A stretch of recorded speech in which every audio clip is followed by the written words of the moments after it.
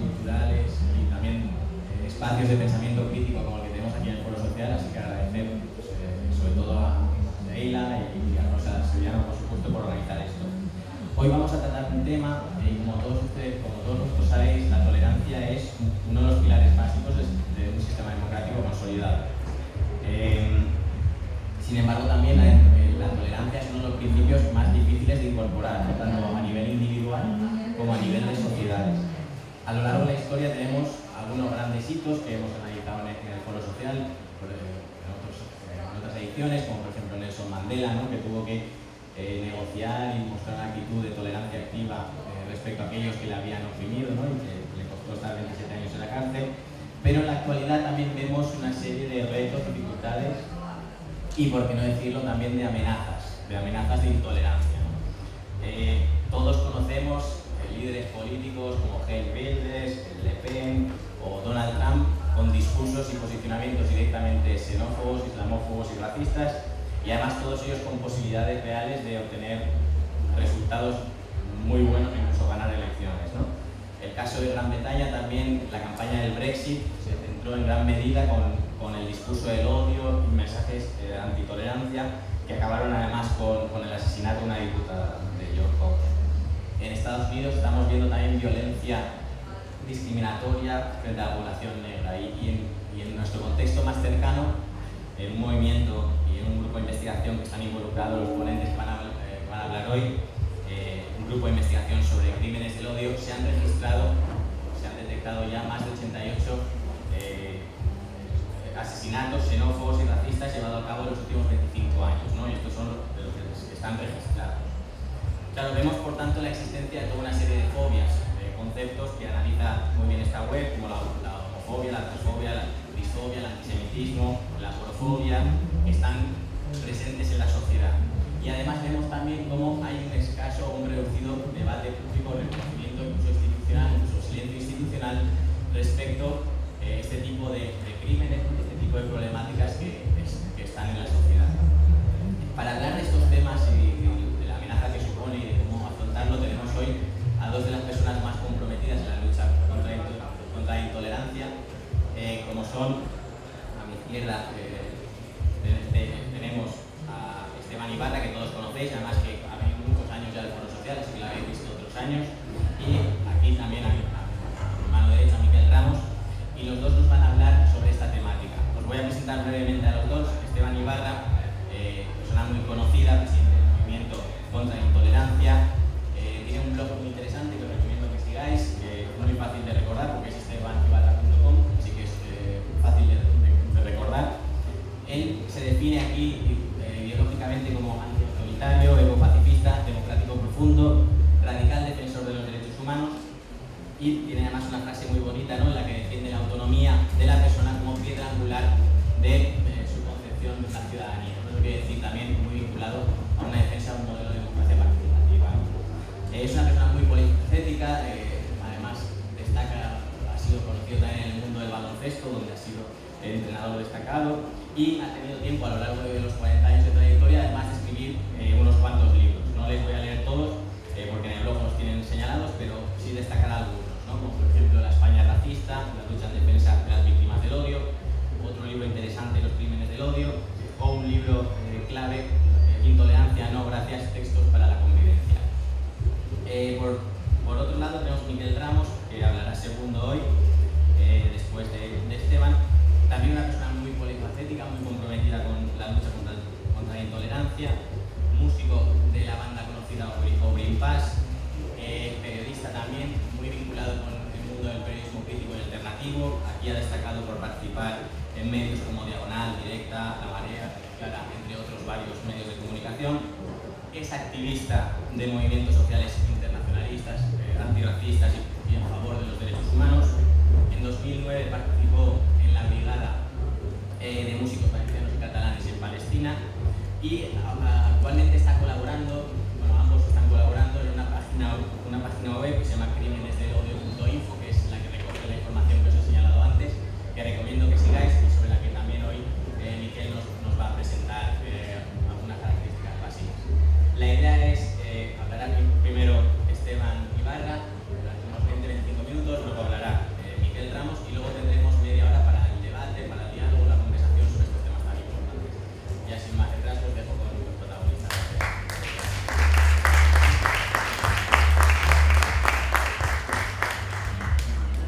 Buenas tardes, gracias Ramón, gracias a todos y a todas por estar aquí, gracias a Miguel, otra vez, juntos, y muchas caras conocidas, amigos, amigas, compañeras, y gracias al Rototón. Yo estoy apuntado desde el primer Rototón, creo que ojalá el Rototón tenga larga vida porque lo necesitamos. Necesitamos espacios de arte, de cultura, de diversión, pero también de reflexión. Y el foro social es, como bien lo ha dicho Ramón, pues una gran oportunidad.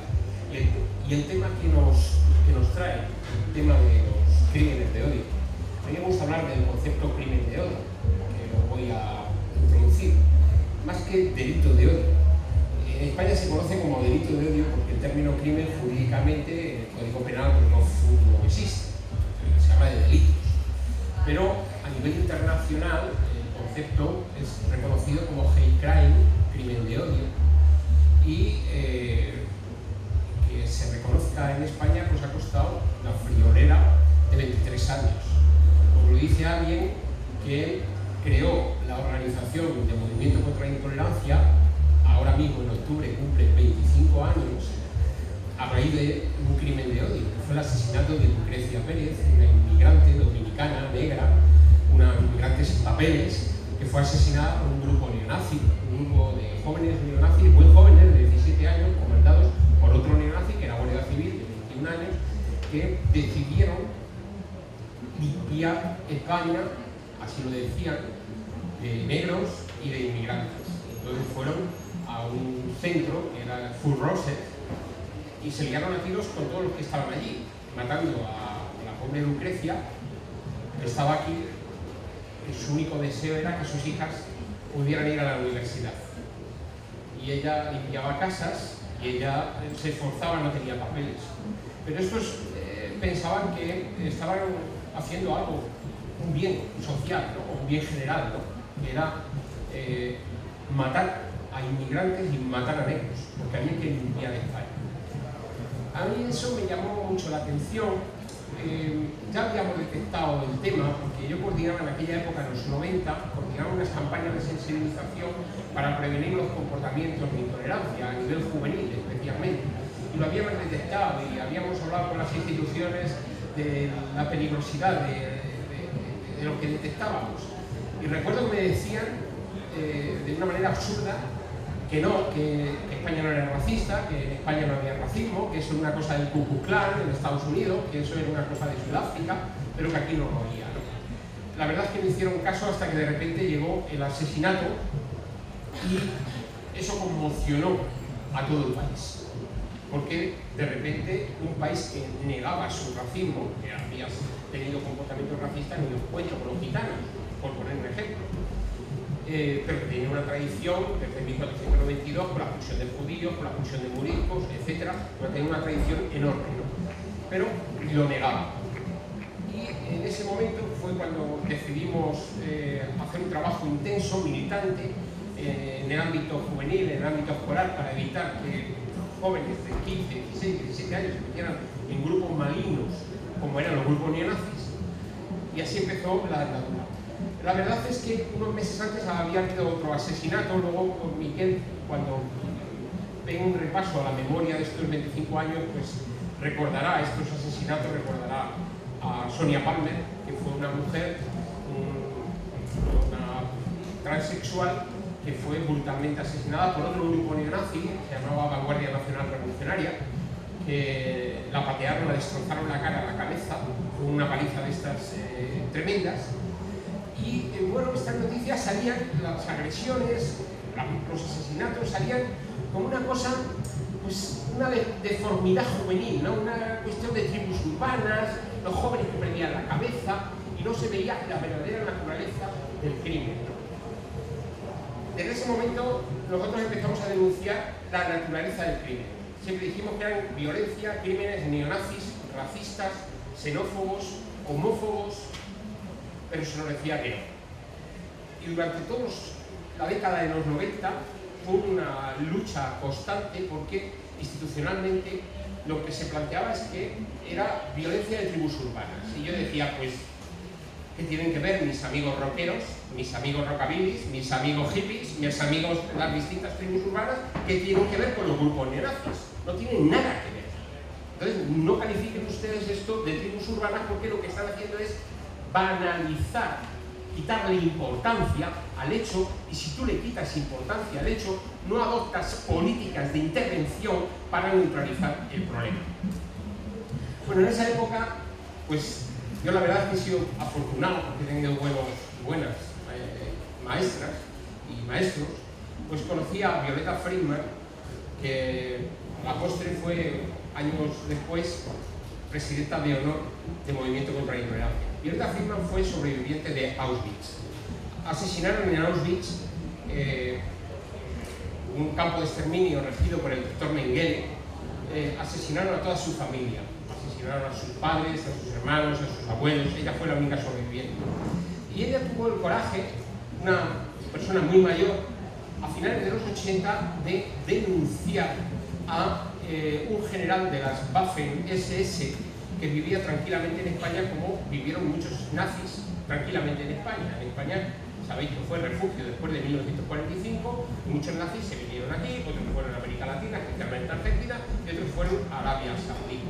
Y se desparramaron por el mundo, pero aquí gozaron de cierta protección, por no decir total protección, pero incluso más allá, porque había países que pedían, reclamaban para juzgar por crímenes de lesa humanidad, por crímenes de guerra o crímenes en general genocidas, y no les extraditaban. Y de repente, a finales de los 80, este señor dijo que esto del holocausto era un invento judío para sacar dinero a los alemanes, que no había existido, que era mentira y que era un invento. Entonces ella dijo, mira, lo que no me vais a asesinar es mi memoria, lo que no vais a asesinar es mi conciencia, lo que no vais a asesinar es el sufrimiento de mi familia, que habéis acabado con la vida de toda mi familia y la vida de millones de personas. Entonces le denunció y hubo un periodo muy largo hasta que al final le ganó en el Tribunal Constitucional. Y esta fue una pelea muy importante que va a condicionar incluso todo lo que vamos a hablar hoy. ¿Por qué? Pues porque a partir de la sentencia del Tribunal Constitucional se produjo una reforma en este punto del Código Penal en 1995, unos años después, donde en su artículo 510 y en el 515 ya se calificaba este tipo de organizaciones como asociaciones ilícitas. Y además se hablaba de la provocación al odio, la discriminación y la violencia por motivos de racismo, antisemitismo, por origen territorial, etc. Se calificaba todo esto. Con lo cual teníamos un instrumento dentro del Código Penal para pelear jurídicamente contra los grupos neonazis y contra sus crímenes de odio. El concepto todavía no existía.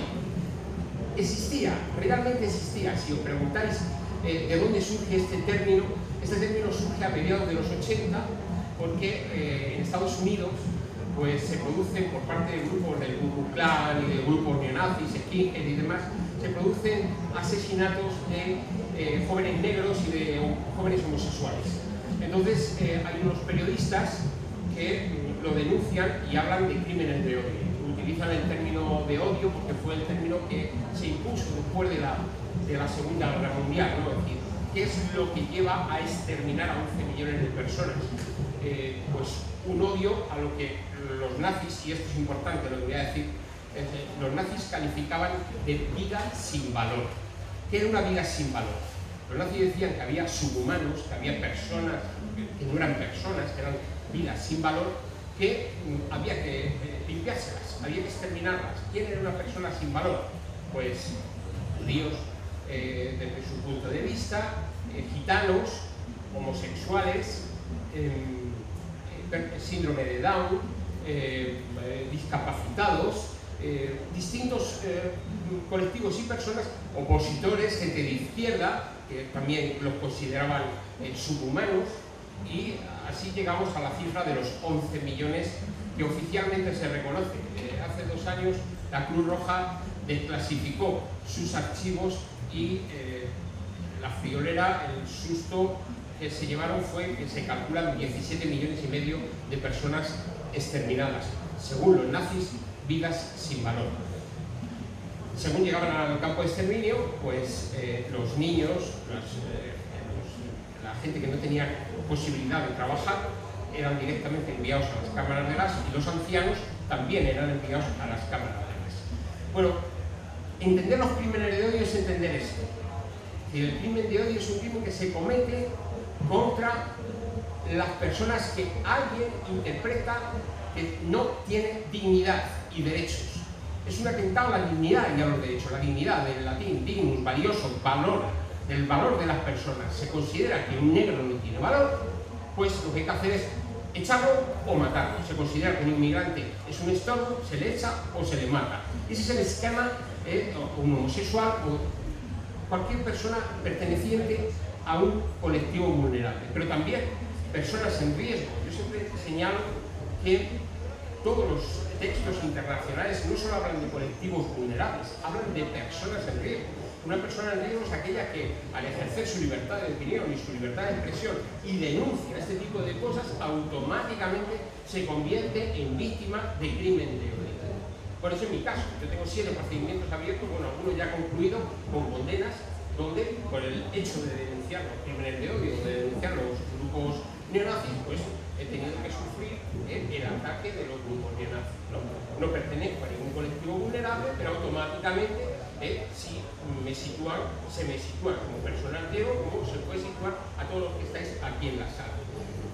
¿Eso es una cosa solo de este país? No. Antes ha mencionado Ramón, ha pegado un paseo por toda Europa, ha hablado de las formaciones políticas de extrema derecha que están rehabilitando el neofascismo, pero en materia criminal hay cosas que llaman poderosamente la atención. Por ejemplo, hace unos días teníamos el aniversario del asesinato de Utoya en Oslo, en Noruega, de 76 jóvenes adolescentes en un camping, como podría ser este, que estaban hablando, interviniendo sobre la Europa social, diversa, intercultural, pacifista, etcétera, como podía ser este, y entonces él se mete en la isla y mata a 76 personas porque considera que son potencialmente personas sin valor o un peligro, porque en el futuro pueden ocupar cargos políticos, sociales o culturales donde van a defender la Europa multi o intercultural. Pero después de Breivik han venido muchos más. Ha habido atentados en muchos países. Mencionabas también, Ramón, Orlando, recientemente. Ha habido una matanza en Orlando. O también la matanza que se ha producido en Múnich, que todo el mundo estaba diciendo esto será, no será. Enseguida lo primero que hacen es banalizar el tema, lo mismo que se hizo en los 90. No es un nazi. Yo, a mí, cuando vi lo de Orlando, digo, es un nazi, pero vamos, un nazi, pero ciego, o sea, que no lo vea, que no se fija en los indicios. En primer lugar, elige el 22 de julio, que es el aniversario de la matanza de Breivik. O sea, las elecciones simbólicas del odio no son casuales. Lo mismo que hay muchos atentados el 20 de abril, por ejemplo, cuando hacían referencia a los de la gabardina que hicieron la matanza en las escuelas de Estados Unidos, tenéis que fijaros en la fecha, 20 de abril. ¿Qué es el 20 de abril? El 20 de abril es la fecha del aniversario del nacimiento de Adolf Hitler. Entonces, ¿qué es lo que hacen? Pues lo que hacen es rememorar a su Führer, a su líder, matando, haciendo una matanza con lo que ellos consideran borregos, consideran la masa que es incapaz y sigue al sistema, a los valores democráticos, etcétera, etcétera. Y de eso hemos tenido mucho. En Niza, por ejemplo, el atentado del coche, y no solo neonazis, también yihadistas. Hay yihadistas que consideran desde otra perspectiva al otro como una vida sin valor. Y eso es el crimen de odio. Si nos atenemos a la pureza del concepto, que lo tenéis puesto en la página web, el concepto de crimen de odio, pues veréis que es muy sencillo recordarlo. Es cualquier crimen, cualquier delito motivado por intolerancia, es decir, por negación del diferente. Yo puedo negar al diferente por cualquier cosa. La virtud que tiene el concepto es que lo saca del racismo. Hasta los 90 solo hablábamos de racismo, pero no solo es racismo, también es homofobia, también es aporofobia, fobia al pobre, también es islamofobia, fobia al musulmán, también es antisemitismo, también puede ser cristianofobia, puede ser cualquier fobia, rechazo, intolerancia al que presente una característica distinta. ¿Eso lo tenemos incorporado en nuestras leyes? Pues realmente sí. El Código Penal ya en el 95 pegó ese gran salto que antes os mencionaba, pero es que el año pasado hemos pegado otro salto importante, hemos logrado esa mejora, incluso, bueno, yo diría con la escasa sensibilidad de los partidos políticos, pero se ha hecho un trabajo, hay que decirlo así, de influencia hacia los partidos políticos para hacerles ver que era importante mejorar la legislación de sanción de este tipo de planteamientos. Y el 510, que es uno de los artículos más importantes, habla de incitación al odio, a la discriminación, a la violencia, a la hostilidad, sea incitación directa o sea indirecta. Esto va a ser clave para el futuro, porque por incitación indirecta se interpreta la incitación que se hace a través de Internet.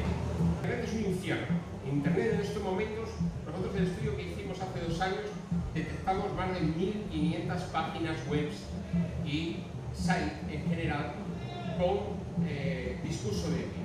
Entendiendo por discurso de odio este concepto holístico, este concepto global, no simplemente discurso racista o discurso homófobo, antisemita, islamófobo, discurso que daña la dignidad de la persona por el hecho de ser diferente. Bueno, en eso es en la fase en la que estamos, en una reforma y en todos estos años, en 25 años, pues en la primera etapa lo que sucedió es que no reconocían la situación. ¿Cuándo cambia esto? Pues realmente cambia hace 2 años. ¿Por qué? Pues porque hay una presión europea muy importante.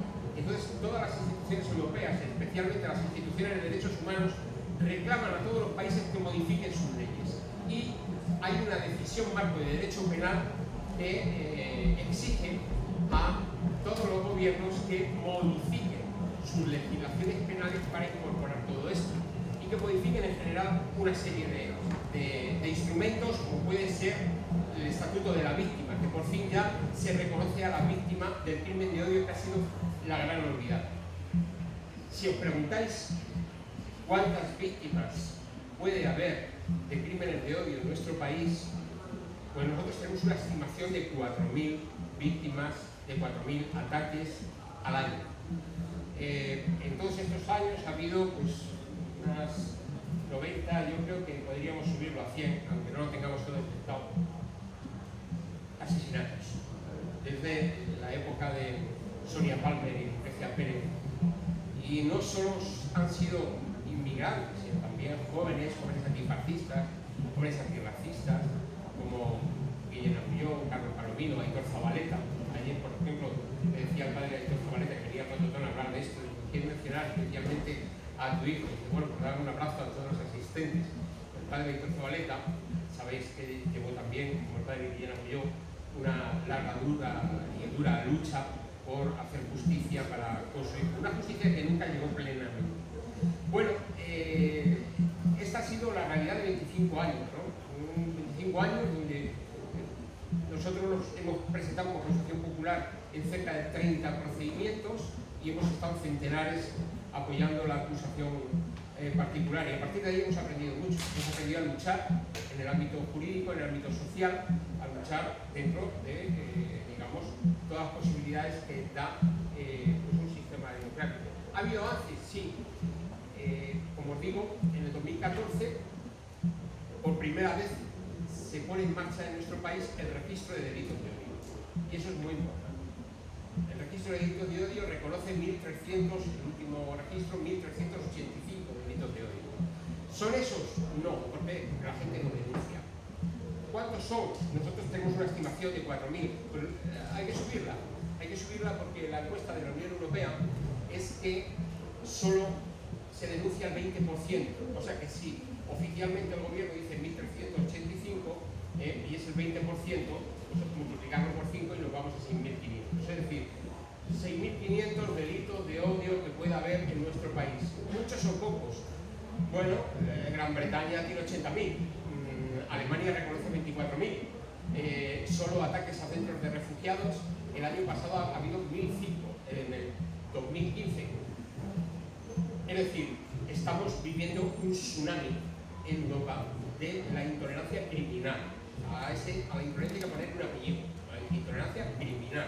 Porque hay muchas intolerancias, puede haber intolerancia discriminatoria, puede haber intolerancia prejuiciosa o estigmatización, pero no, estamos hablando de crímenes, de delitos. ¿Es un problema? Sin duda.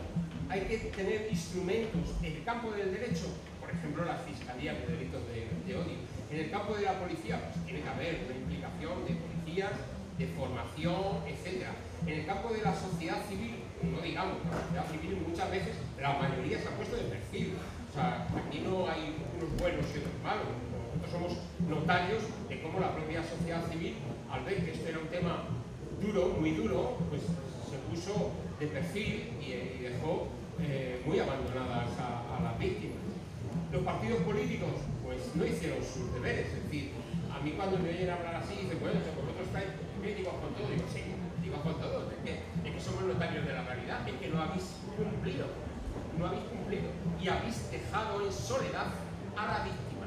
Y la víctima ha sufrido mucho, y la víctima ha sido la gran olvidada. Y hemos reivindicado que se agrave este tipo de delitos, porque dicen que sois inquisidores, porque estáis pidiendo el agravante para un delito que puede ser un delito un delito común, como que se hace en la calle, porque si le partes la cara a uno, son tantos años, y si le partes la cara a uno, pero motivado por intolerancia, cualquiera de sus formas, sea racismo, sea homofobia, sea la que sea, pedís el agravante. Pues es muy sencillo, es muy sencillo. En primer lugar, porque la víctima no puede o no quiere cambiar su condición, y es libre, es libre. Fijaros que el lema de este Rototom es precioso este año, por la libertad. Es libre de ser como ser. Eso es fundamental. Y además, si yo soy negro no voy a cambiar mi piel. Y si yo soy homosexual no tengo por qué cambiar mi orientación sexual. Y si yo tengo una religión no tengo por qué dejar de tener algo. Si no la tengo, no tengo por qué no tenerla. Y además, ese mensaje es complementado con otro hacia su colectivo. Es decir, lo mismo que te lo hago a ti, si yo mato a un homosexual, estoy diciendo a todos los homosexuales que les puedo seguir matando. Entonces estoy mandando un mensaje a todo el colectivo. Mando un mensaje a la víctima y a su familia, mando un mensaje a su comunidad o al colectivo. Y además fracturo la sociedad porque estoy diciendo que tú no tienes cabida en esta sociedad, te tienes que marchar. Por eso, este delito es un delito que tiene un plus. Y como tal plus pedimos que se agrave, y por eso está en el 22.4 como agravante del Código Penal. ¿Cuál es el horizonte? Y con esto concluyo. ¿Hemos logrado todo lo que queríamos? No, hemos logrado mucho, pero hemos logrado todo lo que queríamos. Todavía tenemos el mayor centro de producción de material neonazi de toda Europa. Bueno, recientemente cerrado y clausurado por los Mossos de Escuadra y por una acción dirigida por el Juzgado y la Fiscalía en Barcelona. Pues somos personal como acusación popular y queremos que se castigue el mayor centro de producción de material neonazi, negacionista, de estimulación del odio y de la intolerancia. Pero luego, aparte de estos temas, que va a haber, digamos, más ámbitos en los que hay que poner un stop, como son organizaciones clandestinas que están funcionando en España en conexión con otras organizaciones clandestinas en Italia, en Rusia, en Ucrania, en muchos otros lados. Aparte de eso, necesitamos una ley de protección de todos los colectivos y personas amenazadas. Esa ley tiene nombre. Es una ley de protección contra los delitos de odio. Es una ley integral contra los delitos de odio. Esa es una ley que lo vamos a sacar si la sociedad tira de ella. Yo no confío en que los partidos políticos se pongan a la cabeza de esto. Lo digo con toda sinceridad. ¿Por qué? Por todo lo que han hecho. O sea, al final nos darán la razón. Al final dirán que lo asumen. Al final lo plantearán. Pero no sin presión social. No sin presión popular. Entonces va a ser la sociedad civil organizada la que presione para sacar esa ley. Esa ley que de estatus a la víctima, que proteja a la víctima, que no sea víctima de tercera categoría, que dé una serie de herramientas, como se está produciendo en estos momentos contra la violencia de género, que nos parece perfecto, o contra las víctimas o con la violencia terrorista, que nos parece perfecto, pero la violencia de crímenes de odio, las víctimas de crímenes de odio, tienen una asignatura pendiente, y eso se llama Ley Integral de Delitos de Odio. Esa es la gran tarea de los próximos años. Y a partir de ahí, ¿estará todo hecho? No, pero es verdad que este país está poniendo muchos diques al avance de ese tsunami de la xenofobia, del racismo, de los crímenes de odio que estamos viendo en Europa. Europa da miedo, mucho miedo.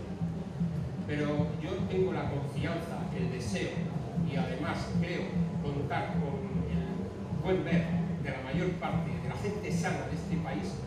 Tengo la confianza y el deseo de que los Pirineos para abajo, los crímenes de odio, sean detenidos, el tsunami de la xenofobia no avance y la intolerancia tenga un freno hasta ser erradicada totalmente. Muchas gracias.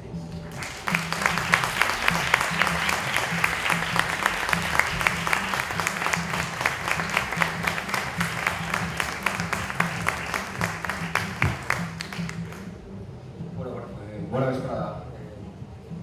Yo quisiera agradecer en primer lugar, antes de presentar la herramienta que pusimos en marcha a partir del mes de diciembre pasado, que es el mapa este que tenéis en las pantallas. Quería agradecer la labor del Movimiento contra la Intolerancia, de Esteban, en principio, y de todo el equipo que hay detrás, que no se ve, pero que hay mucha gente trabajando y apoyando la labor contra los delitos de odio desde hace muchos años, porque sin ellos no hubiera sido posible rescatar la memoria de todas estas personas. Hasta ahora muchas de ellas eran simples cifras iniciales, casos que no conocíamos, casos en los cuales, pues a través de meternos manos a la obra en este trabajo de investigación, pudimos ponerle nombre, pudimos documentar cada uno de estos crímenes y rescatar esta memoria que en este país, lamentablemente, el segundo país del mundo con más fosas comunes, después de Camboya, pues creemos que es muy necesario. Creemos que es muy necesario no olvidar, porque si olvidamos estamos condenados a repetir la historia. Por eso queríamos hacer nuestro pequeño homenaje a las víctimas conocidas, porque hay muchas que no conocemos y que estamos seguros que podrían superar el centenar en total de víctimas de crímenes de odio, a partir de los años 90, a partir del año 90 hasta la actualidad. ¿Por qué a partir del año 90? Pues porque, en primer lugar, es muy difícil encontrar documentación anterior a los años 90 sobre crímenes de odio, más que nada pues porque en este país no existía tampoco una conciencia de registro, tampoco existían herramientas para registrar lo que eran los crímenes de odio y los que no. Y evidentemente, si nos íbamos a los crímenes de todo el periodo postfranquista, pues seguramente tendríamos un mapa lleno de crímenes, de bandas neofascistas durante los años 80, de terrorismo de Estado, de miles de víctimas que nos hubieran llevado años poder documentar. Teníamos prisa por documentar las conocidas desde los años 90 hasta ahora porque queríamos reforzar el trabajo también de varias ONGs y entidades que están pidiendo la Ley Integral de Delitos de Odio, y queríamos ponerle nuestro granito de arena a esta reivindicación, pues como he dicho, rescatando los casos y poniéndolos a disposición de todos y todas para que conociéramos un poco más de lo que ha pasado en este estado donde vivimos y que creemos que se deben de contar estas historias. Yo voy a dar un repaso rápido por la página web y os voy a contar también las dificultades que hemos tenido a la hora de documentar todos estos casos y por qué estas dificultades, ¿no? Es simplemente una herramienta que es un mapa que funciona tipo Google Maps, que se puede ampliar y disminuir, donde aquí si vemos, por ejemplo, pues podemos localizar los diferentes casos que han quedado recogidos en el mapa. Aquí, por ejemplo, si nos vamos a este caso en concreto, por ejemplo, un caso conocido, un caso que a los valencianos y valencianas pues, nos ha tocado de cerca durante muchos años, a mí personalmente también, porque soy amigo de la familia Agulló y Salvador, y muchos de vosotros recordaréis, ¿no?, que fue un joven antirracista asesinado simplemente por ser antifascista, por ser antirracista. Fue asesinado aquí en Castelló, en Montanejos, en el año 93. Su asesino solo cumplió 4 años de prisión y luego se presentó a las elecciones. Es un caso muy conocido y hay muchos que son muy poco conocidos, pero para que veáis un poco cómo hemos documentado cada caso, si te metes en la pestañita, pues hay un pequeño resumen. Si le pides que te dé más información, te documenta el caso, te pone vídeos, toda la documentación que hay al respecto, te lo clasifica según el tipo de crimen de odio que es, en este caso es un odio ideológico, el juzgado que lo juzgó, la sentencia y el delito. Fue condenado por homicidio, no por asesinato, por lo tanto la pena fue menor. Y aquí tenéis una pestañita que son las fuentes, donde tenéis acceso a todas las noticias que hemos podido rescatar, en este caso gracias a la colaboración de mucha gente, incluso digitalizada de manera manual con un escáner que tenía recogida las noticias incluso desde su asesinato. Entonces, pues aquí tenéis toda la documentación sobre el caso Agulló, y así nos vamos hasta los 88 casos que hemos podido documentar a lo largo de estos 25 últimos años y de todo el territorio del Estado español. Muchas cosas que decir, porque ha sido gracias a partir de una lista que elaboró artesanalmente el señor Esteban desde hace algunos años, que iba recogiendo de las noticias de prensa los casos de asesinato que se iban conociendo, porque había motivación racista, motivación homófoba, transfobia, de odio ideológico, etc. Y gracias a esta lista empezamos a tirar del hilo de cada uno de estos casos en primer lugar y a encontrarnos con nuevos casos.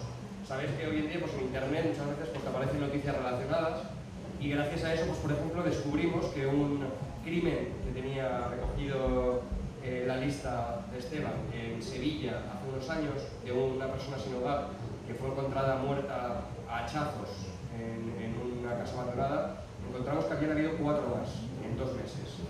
4 personas sin hogar que habían sido asesinadas a hachazos en las inmediaciones de Sevilla y que nunca se descubrió el culpable. Eran crímenes de odio clarísimos, porque iban a atacar a un colectivo que eran las personas sin hogar y además estaban cometidas con una hazaña terrible, ¿no? Y quisiera destacar el tema de las personas sin hogar, porque son las personas más vulnerables y más invisibles, y de hecho yo creo que se llevan, si no el primer puesto, el segundo puesto en crímenes de odio en el Estado español. Además, muchos de ellos no denuncian, porque no saben ni siquiera que están siendo víctimas de un crimen de odio. Muchos de ellos son quemados, son humillados, vejados, atacados cruelmente, no solo por neonazis, también por jóvenes o por gente que las considera personas sin valor, que duermen al lado de su casa y no quiere que sus hijos se los encuentren cada mañana porque ensucian la calle, porque no les gusta tener una persona pobre debajo de casa. Eso se llama porofobia, el desprecio a las personas sin recursos, a las personas pobres. Encontramos casos terribles, un caso como ocurrido en León hace unos años, 2 jóvenes, uno de ellos menor de edad, invitan a beber a una persona sin hogar y luego se la llevan a un parque y la asesinan de más de 100 puñaladas para divertirse, para ver cómo se sentían. Y lo hacen con una persona sin hogar porque consideran que esta persona nadie va a reclamar por ella, que da igual, no se atreverían a hacerlo con un hijo de un juez. ¿Entendéis? Esta es la matriz del odio, del desprecio a la persona. Y este caso es terrible porque además a los culpables se les absolvió. Y así podéis dar un repaso por todos los casos que hay aquí y veréis la cantidad de casos que quedan impunes. Es lo terrible de todo esto. Descubrir cómo el asesino de Guillem Agulló pasa 4 años en la cárcel, luego se presenta a las elecciones, luego lo pillan en una operación policial en el año 2005 con armas, lo absuelven y encima el juez ordena que se le devuelvan las armas al asesino de Guillem. Esto ha pasado hace un año. Un caso que Esteban no ha comentado, pero que yo no me voy a callar y lo voy a comentar, que es la Operación Panzer, donde se detuvo a 20 neonazis en el País Valenciano. Son juzgados 10 años después.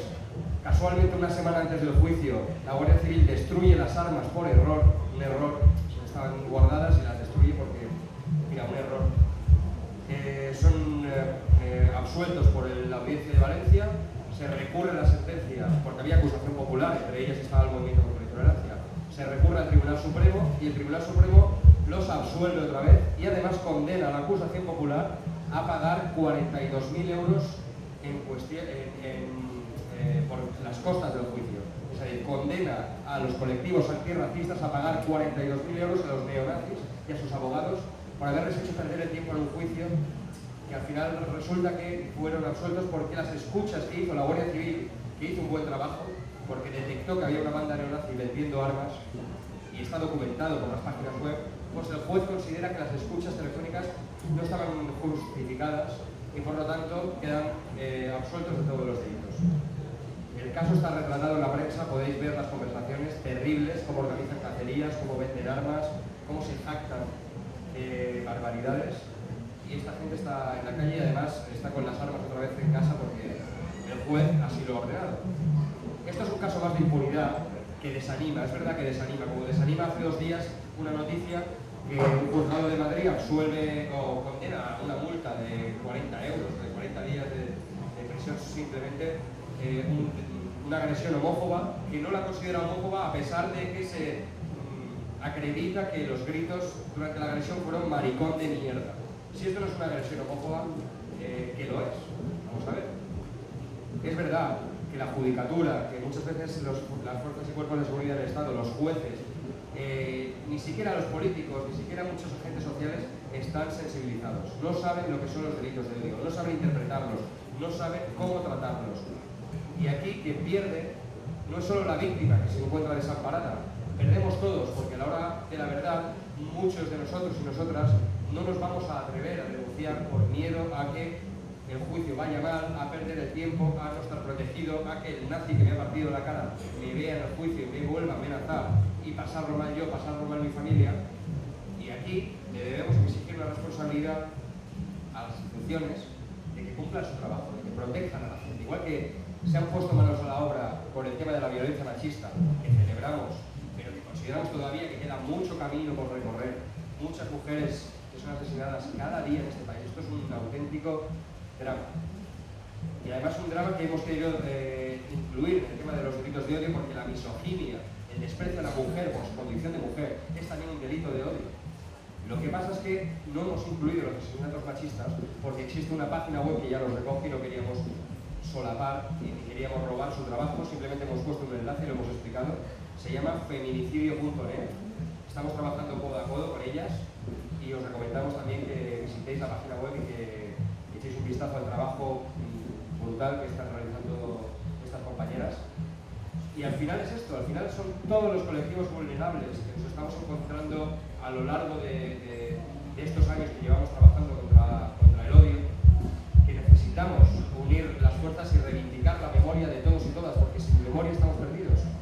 Esto en el resto de Europa es verdad que nos llevan años luz, que llevan trabajándolo durante muchos años, en Alemania, en el Reino Unido, en muchos otros países. La legislación es muy acertada en esta materia, reconocen los errores, reconocen las cosas mal hechas y avanzan. Aquí no se reconocen los errores, aquí se minimiza, aquí se pasa por encima. Y eso nos está haciendo perder un tiempo precioso y nos está haciendo perder vidas, nos está haciendo perder además la confianza de mucha gente en las instituciones. Por eso que organizaciones como el Movimiento de Tolerancia y otras se llevan trabajando estos temas de manera totalmente independiente, al margen de las instituciones, están dando una lección a las instituciones y a la sociedad civil de cómo, si no existe un servicio de atención a las víctimas de los ministerios, lo están haciendo ellos. Y encima les ponen 1001 trabas, les recortan todas las ayudas para que no puedan realizar este trabajo. Entonces, ¿qué hacemos? ¿Qué hacen las víctimas? Más allá de todo esto, también quería hacer una reflexión como antifascista que me considero, y como considero que todo esto es necesario enmarcarlo dentro del antifascismo, porque el antifascismo es simplemente la lucha contra el odio. Si no entendemos esto, si creemos que el antifascismo es una tribu urbana, una moda, una chapa, nos quedamos cortos. Si creemos que el antifascismo debe estar,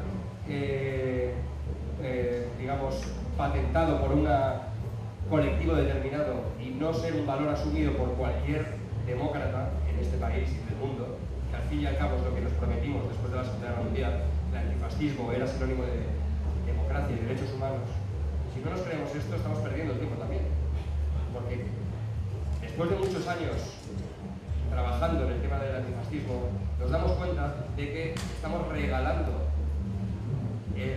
la lucha por los derechos humanos y la lucha contra el fascismo, contra la barbarie, a los medios de comunicación, que al final lo que retratan son tribus urbanas, son peleas entre jóvenes, son ridiculizar, minimizar una lucha que es imprescindible para cualquier sociedad justa, democrática y sana. En este sentido, lanzar una autocrítica también para que construyamos entre todas y todas un antifascismo plural, abierto y de verdad que sepa llegar a todo el mundo. Que mis abuelos entiendan que el mismo antifascismo que defendían ellos contra Franco es el mismo que defendemos nosotros ahora. El que defendemos la memoria de los nazis, de las víctimas del Holocausto, de las víctimas de la guerra civil, del franquismo, etc., que sea el mismo antifascismo que defendemos nosotros ahora. En este sentido, invitaros a que deis un paseo por el mapa, por todos los enlaces que hay. Hemos puesto varios enlaces también para ver un poco cómo se trabaja el tema de los crímenes de odio y de los delitos de odio en el mundo, que es interesante también, que investiguéis también todos los colectivos que trabajan en el Estado español y fuera en esta materia, porque hay mucha gente, no estamos solos, lo sabemos. Trabajando en esto nos hemos dado cuenta de que no somos pocos, estamos desorganizados, a veces nos conocemos así de casualidad, pero la verdad es que al final te das cuenta de que estamos haciendo entre todos y todas un trabajo de memoria que no están haciendo quienes deberían hacerlo, que son las instituciones. Y en este sentido, lo mismo que ha dicho Esteban, Europa da mucho miedo, no Europa, el mundo entero da mucho miedo. Estoy muy preocupado por cómo está pasando toda la gestión de la crisis de... No es una crisis de los refugiados, es una crisis de valores en Europa. Es una crisis de que Europa se está convirtiendo en la vergüenza mayor después de la Segunda Guerra Mundial hasta la actualidad. El Mediterráneo es una fosa común y los partidos políticos estaban preguntándose quién formará gobierno, quién no, tal. Yo sinceramente ya es que ni miro estas noticias, me dan absolutamente lo mismo ya lo que hagan, y estoy pendiente de lo que está pasando en el resto del mundo, que es una auténtica vergüenza y que estamos perdiendo la humanidad. Y esto me preocupa porque esto está abriendo las puertas al fascismo, como estamos viendo en Francia, en Alemania, en Austria, en Ucrania, en Rusia, en Estados Unidos, y nos va a pasar factura. Recordad esto lo que está pasando, porque dentro de 20 años nos preguntaremos dónde estábamos, qué estábamos haciendo, hacia dónde estábamos mirando. Simplemente lanzar preguntas al aire, y preferiría que entre todos y todas pues, tuviéramos un debate y nos preguntáramos qué podemos hacer mejor, qué preguntas tenéis también sobre esta materia, porque aquí hemos trabajado el tema y quizás podamos aportar algo al respecto, y también que aportéis vosotros vuestra opinión y simplemente pues agradecer también a Eurotón que siempre tenga un lugar para hablar sobre antifascismo y sobre memoria, y es muy importante que nos pongamos las pilas a parar una vez más al monstruo del fascismo. No pasará. Gracias.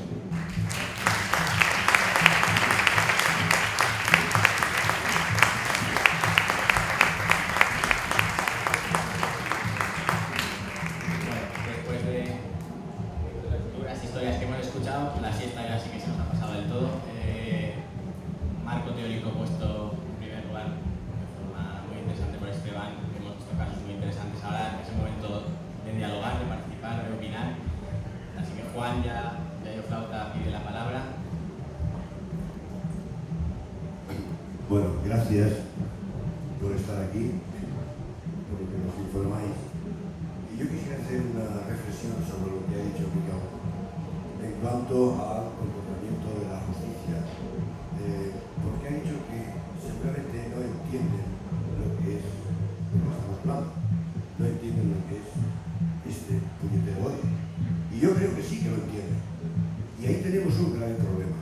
Y entiendo que debemos de dejar muy claro todos estos casos que habéis expresado aquí, que hay muchísimos más, de error en la justicia, en el veredicto de la justicia, de protección de estos indeseables. Yo creo que habría que hacer un buen reportaje y refregarlo, porque hay que atacar a la parte de la justicia que es corrupta, que es también nazi, y que están dentro. Y hay que destaparlos, diciendo realmente cómo son capaces de hacer o de producir estas condenas o estas absoluciones. Eso por una parte. Luego, por otra parte, me parece que hay algo que posiblemente porque da miedo no habéis incorporado, pero el mismo nazismo que está actuando ahora es el ideólogo del franquismo. Y ese es el responsable de insuflar en la guerra civil, en la gente de a pie, entre nosotros, entre los dos pueblos combatiendo, ambos lo mismo, ciudadanos, pero les metió el odio y son culpables de todas esas muertes y esos miles de personas que tenemos ocultos en las cunetas, que también son víctimas de este puñetero odio. Por lo tanto, culpable los gobiernos que lo permiten. Y ojo con la justicia, que no toda está cumpliendo con lo que debe. Yo, es lo que se me ocurre. Gracias.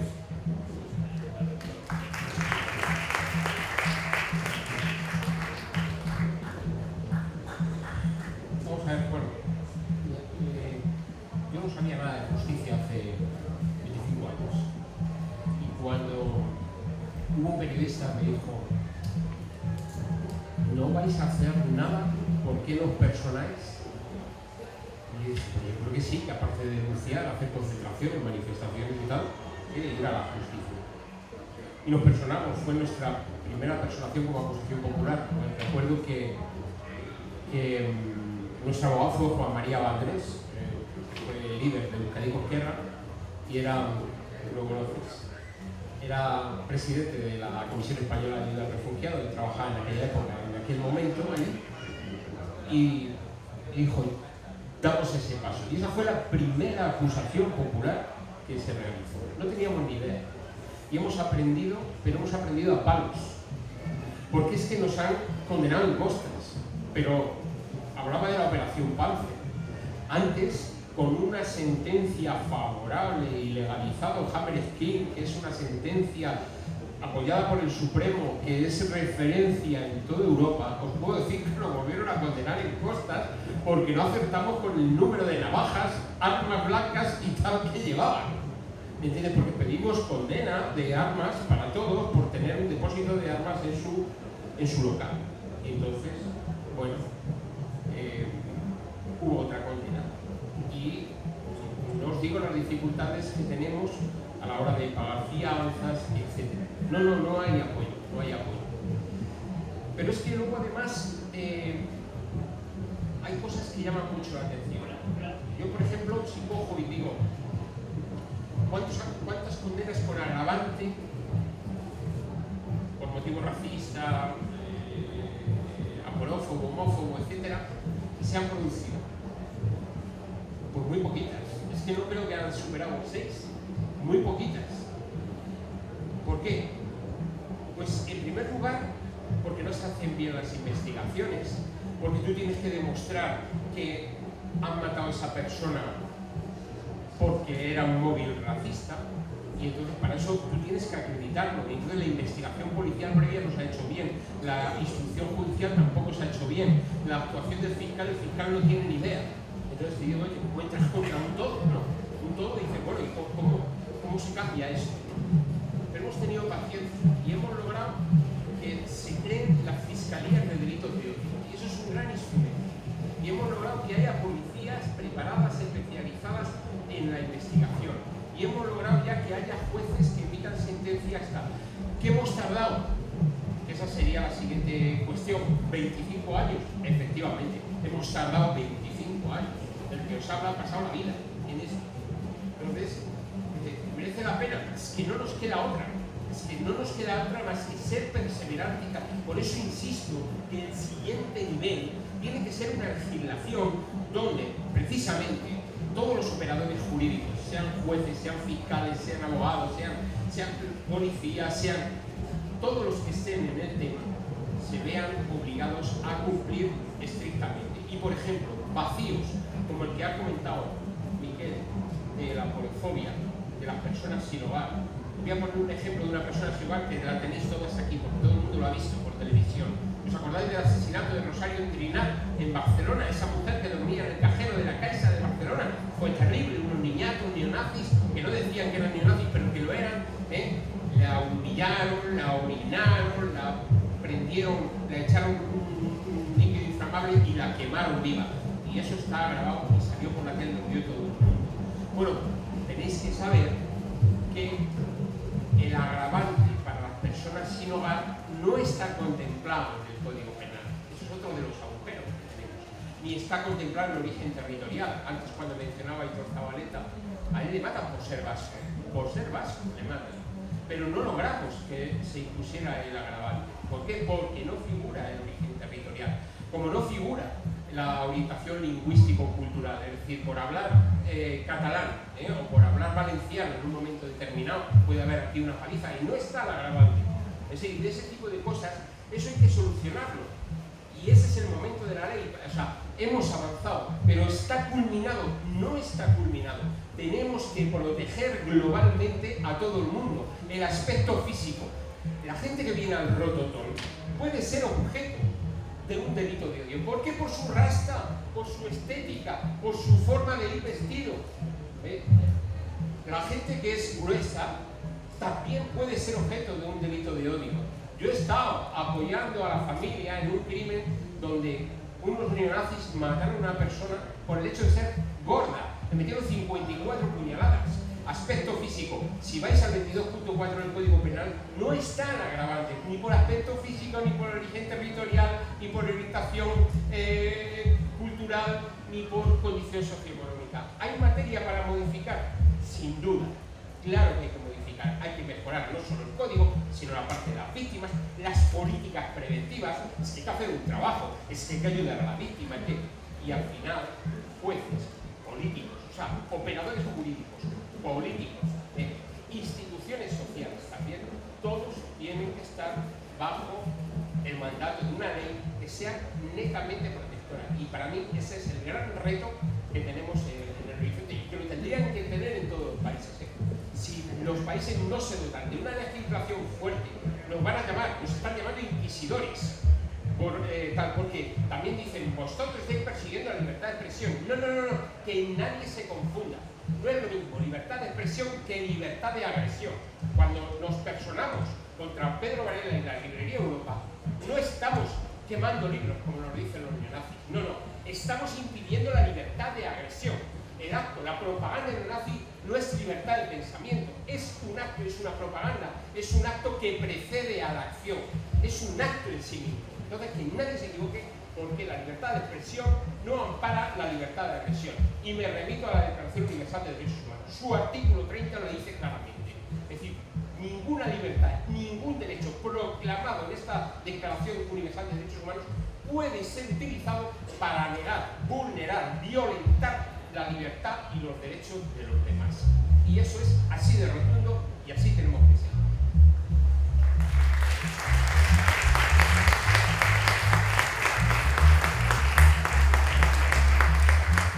Antes se me ha olvidado comentar también uno de los problemas que hemos tenido a la hora también de documentar todos estos casos y aprovechar para tirar las orejas a mi colectivo, que es el de periodistas, porque muchas veces son parte del problema.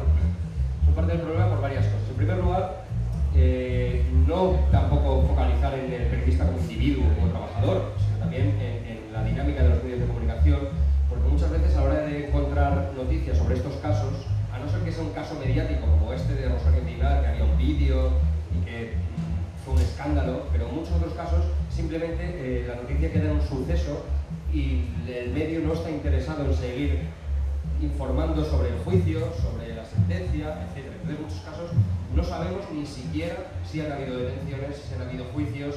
Sabemos que ha habido juicios, no sabemos si ha habido condena. Es decir, hay una falta de seguimiento por parte de los periodistas o de los medios de comunicación en este sentido, para no atacar al trabajador, que nos deja a la gente que estamos intentando investigar sobre estos casos pues un poco con estas limitaciones. Y también no solo en este sentido, también yo quería destacar una de las cosas que estamos viendo en el Estado español últimamente, pero ya lleva tiempo en Italia y en otros sitios, que son las nuevas formas que están adoptando los movimientos neonazis y neofascistas, que nos pasan desapercibidas totalmente a la mayor parte de la gente que no está al tanto de estas historias. Y quiero poner el ejemplo del Hogar Social Madrid, que es hoy en día la punta de lanza del neofascismo en el Estado español y uno de los colectivos más importantes que ha habido en los últimos 30 años. Y más importantes no porque sean miles, que no lo son, son pocos, pero porque están haciéndolo muy bien. Y además están contando con la complicidad de los medios de comunicación que yo quiero pensar que sin querer están dando una publicidad que les está llevando a unos límites, a unos sitios de propaganda que no habían tenido en su vida. Ni cuando Blas Piñar estaba en el Congreso de los Diputados, no se habían hecho nada. ¿Por qué? Pues porque han sabido hacer muy bien su trabajo y colar muy bien su mensaje. ¿Cuál es ese trabajo? Yo no soy racista, yo solo doy de comer a los españoles, porque primero yo ayudo a los de mi tierra y luego, si sobra, a los demás, que casualmente nunca sobra, ¿verdad? Entonces, están haciendo muy bien este discurso porque están revirtiendo el racismo. Ya no es no a los negros, no a los inmigrantes, no, están diciendo sí a los españoles primero. Es decir, están cambiando toda una serie de pautas, de discursos, de estéticas incluso. Ya no los veréis con banderas nazis, los veréis con un castillito, los veréis con una tortuga, los de Casa Pau de Italia, los veréis con símbolos que a nadie le hacen pensar que son símbolos fascistas, pero que evidentemente los que conocemos un poco la historia sabemos que nos la están colando. Y nos la están colando con publireportajes y entrevistas en Televisión Española, en La Sexta, en todos los medios de comunicación, todas las teles, entrevistando a estos neonazis que van de niños buenos, con su mensaje lavado, su mensaje bien construido y bien decorado, para que no parezca que son tan malos, para que parezca que simplemente son españoles que se preocupan por sus compatriotas. Hace 4 días estaban quemando a las personas sin hogar y hoy les dan comida. Eso se la cuelan a los que se la cuelan, que lamentablemente es a muchos y a muchas.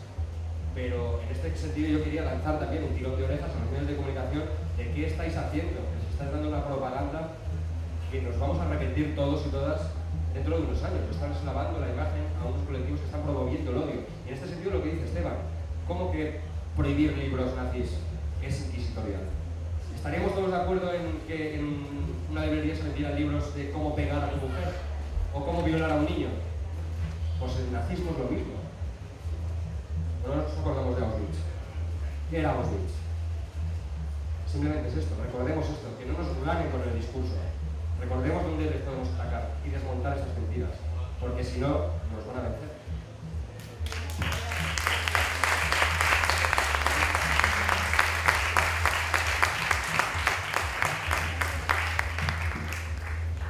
La frase de no soy racista, pero suele ser problemática. Preguntas, manos, ahí al fondo.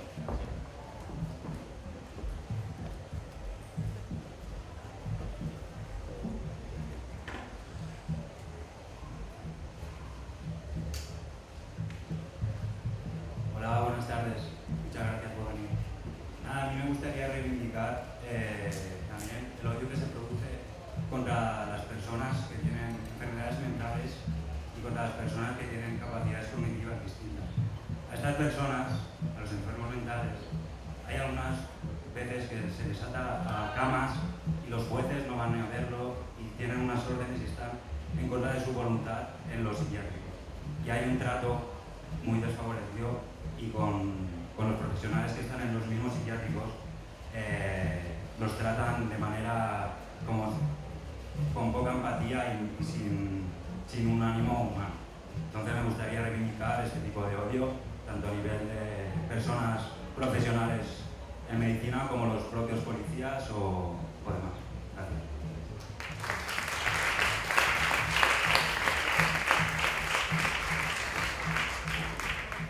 Bueno, yo me alegro mucho que se haya producido esta intervención, porque me da pie a recordar el exterminio nazi que hubo con los síndromes de Down y con todas las personas con discapacidad y con todas las personas con disfunción mental. Pensar que el Holocausto comenzó con 300.000, entre 300.000 y 500.000 asesinados, precisamente por esto que acaba de señalar el compañero.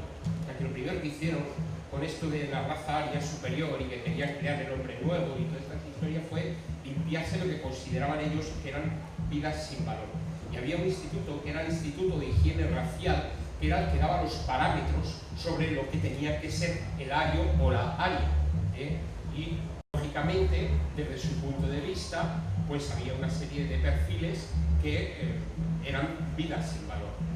De ahí que tengáis que interpretar la importancia que tiene el artículo 1 de la Declaración Universal de Derechos Humanos, que proclama la dignidad. La dignidad es el valor de todas las personas. Somos iguales en dignidad, el derecho da lo mismo. Que una persona tenga un color de piel, que tenga una disfunción mental, que tenga una discapacidad, que tenga una enfermedad, que tenga tal. Todas las personas tienen dignidad. La dignidad humana es intrínseca. Yo nazco y vengo con mi dignidad. No me la da ningún Estado, ni me la da ni me la quita, me la reconoce. Y por eso la Declaración Universal de Derechos Humanos es clave, es reivindicar ese artículo 1, que dice: los seres humanos nacen libres, libres e iguales, iguales. ¿En qué? En dignidad y derechos, y dotados como estamos de razón y de conciencia, hemos de comportarnos fraternalmente los unos con los otros. Eso es lo que cuesta trabajo llevar a la práctica, y ese es el horizonte que merece la pena luchar. Muy bien por haber intervenido, compañeros.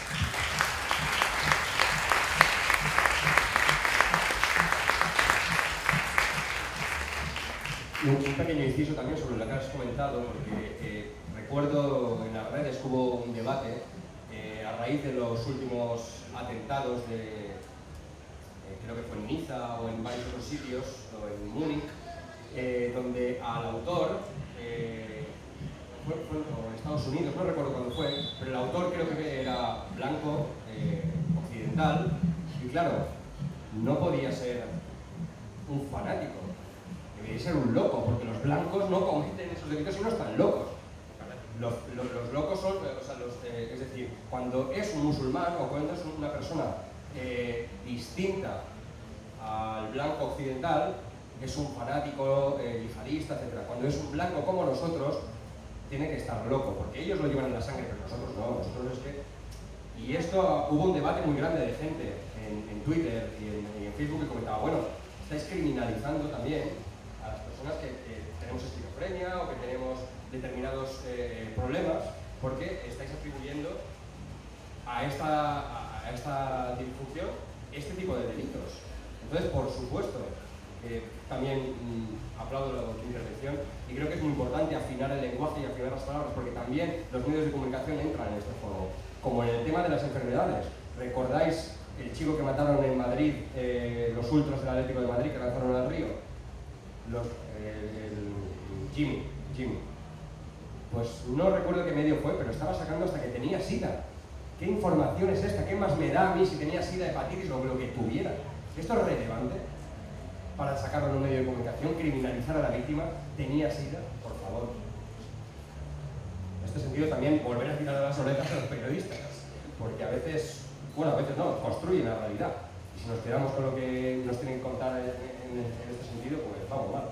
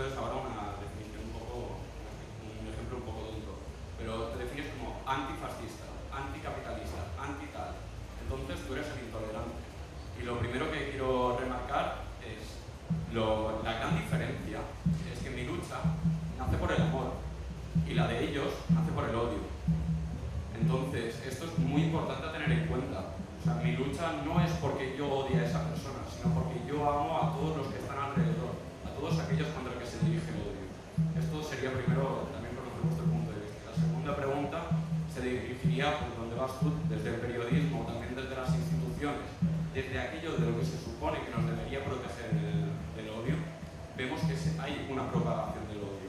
Y muchas veces esa propagación del odio no es que se deba a que la ciudadanía es así, sino por lo que hay por encima de la ciudadanía, aquello donde todos nos tenemos que mover para que caiga.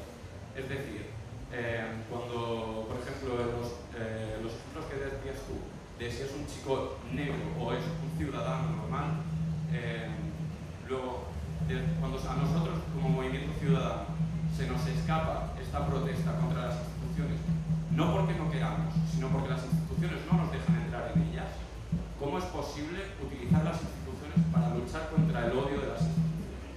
Esta sería la última pregunta. Gracias.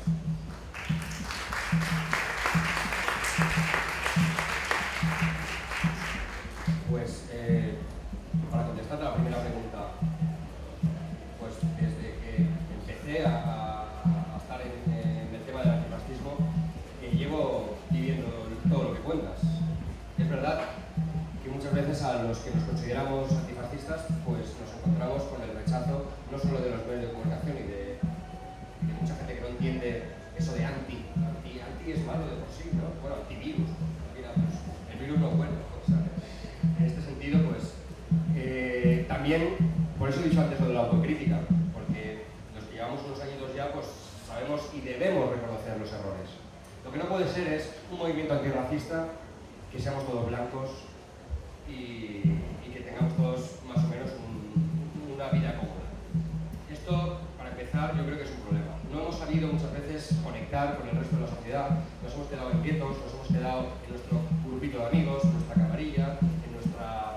A veces, ¿por qué no decirlo?, en la tribu urbana, es verdad, es que muchas veces hasta la propia gente adopta ese rol.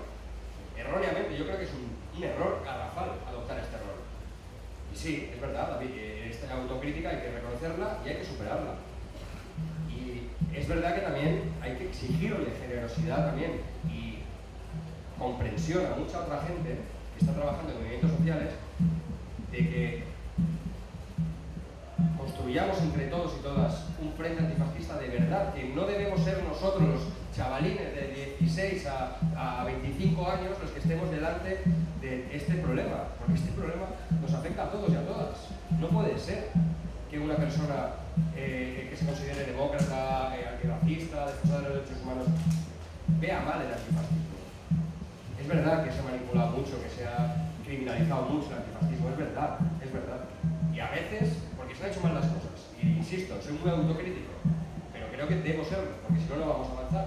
Y creo que las tribus urbanas debemos dejarlas ya de un lado, debemos dejar de un lado ya muchas tonterías de postureo, de a ver quién es más violento. El antifascismo no es ir a pegarse los fines de semana con los nazis, es una gilipollez. Es una gilipollez porque al final te van a pegar ellos a ti.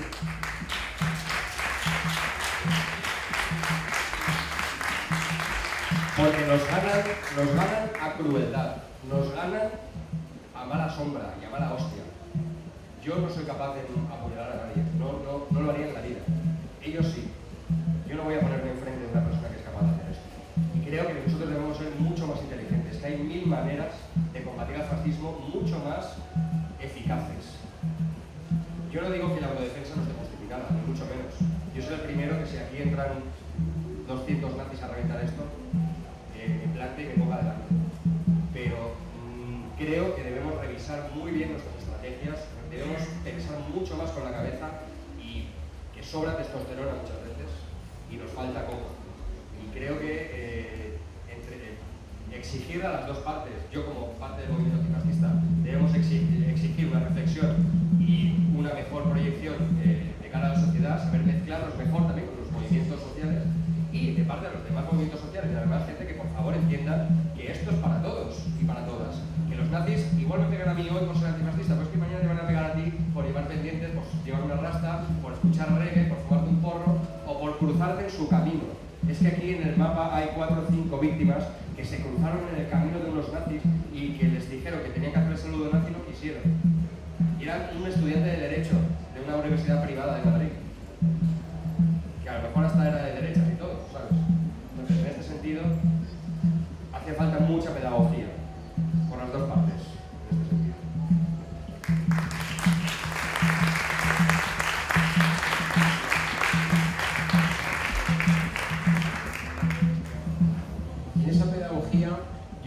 teniendo memoria histórica.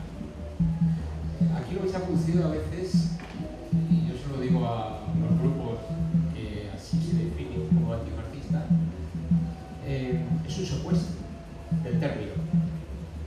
Yo me salieron los dientes luchando contra el fascismo. Estuve en la cárcel como antifascista. Me detuvieron un montón de veces. En la transición luché contra el fascismo. Estoy vivo de milagro. Asesinaron a un amigo mío, muy amigo, de los que se hacen en la mili, cuando hacen la mili juntos.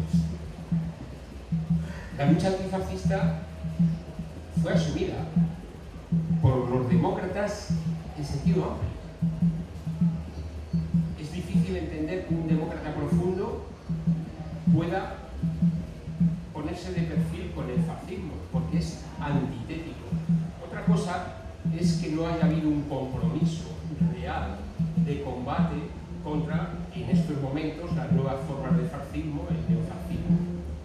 Pero sí es verdad que ha habido divergencia estratégica. Hay algunos que optamos por una vía donde se utilizaba cauces jurídicos, políticos, sociales, etc. Y otros, como acaba de decir Miquel, pues plantearon la acción directa. Claro, esos son los que, digamos, llenaron los medios de comunicación. La imagen que se dio del antifascismo fue esta. Yo creo que lo importante es revisar cómo se debe de actuar y asumir, hacer que la mayor parte de la sociedad asuma la lucha contra el fascismo y sus nuevas formas, sean neofascistas, neonazis, neorracistas, sean las que sean, totalitarias, que lo asuma, pero verazmente, profundamente, realmente. Entonces ahí tendremos una oportunidad. Si consideramos que la lucha antifascista es una lucha de vanguardias, entonces estamos perdidos. Es una lucha en minorías, entonces hay una lucha en minorías. Y no, o sea, el fascismo lo que hace es someter a la mayoría, acabar con la mayoría social democrática. Entonces, si ellos van contra todos, todos tenemos que ir contra ellos. Pero para que todos vayan contra ellos, esto no puede ser una práctica de vanguardias, ni de si tú me insultas o no me insultas, o si tú me dices o no me dices. Creo que hay que obrar con una mayor inteligencia estratégica y digamos que en nuestro país ha habido ejemplos. El ejemplo concreto de Valencia nos ha permitido a diversidad de fuerzas sociales, culturales, políticas y tal, implementar una estrategia inteligente que recuerdo que cuando lo comenzamos hace unos años veíamos manifestaciones neofascistas de 5.000 y 10.000 personas en la ciudad de Valencia. Ahora mismo eso es imposible, aunque hayamos perdido juicios como el de la Operación Pance, pero ahora mismo eso es imposible. ¿Y por qué? Pues ha hecho un trabajo inteligente, social, de gran impacto, influyendo en las instituciones, trabajando socialmente y con una estrategia donde no había contradicciones entre los intervinientes. O sea, hubo pactos tácticos, hubo pactos estratégicos, hubo grandes acuerdos. En cambio, en otros sitios no. En Madrid no fue posible y en otros sitios no. Y en los sitios donde no se avanzaba en este terreno, pues entonces el neofascismo, en su versión neonazi, es donde más ha crecido. Solo me limito a recordar lo que ya antes ha dicho Miquel. Hogar Social Madrid, Hogar Social Zaragoza, Hogar Social de distintos sitios. Yo creo que tenemos un reto muy serio, que lo del tsunami europeo es para tomárselo en serio y que si ellos van contra todos, tenemos que ir todos contra ellos.